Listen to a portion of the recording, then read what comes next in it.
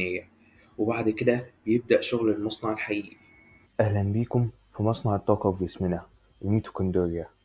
والميتوكوندريا بتاخد الجلوكوز والأكسجين وتدخلهم في سلسلة تفاعل اسمها التنفس الخلوي، والنتيجة بتبقى ATP، واللي هو الطاقة بتاعت جسمنا، ومركب كيميائي. المركب ده بيتقال عليه أدينوز ثلاثي الفوسفات.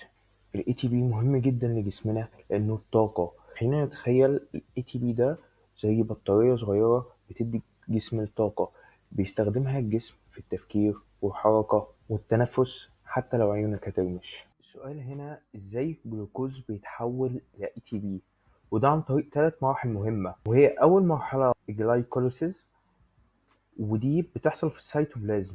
الجلوكوز فيها بيتكسر ببيروفيت، بيتقسم نصين وبيتحول كل نص منهم لمركب كيميائي اسمه بايروفيت، ومنها بيطلع ATP اللي هي الطاقة بتاعت جسمنا، وناد اتش.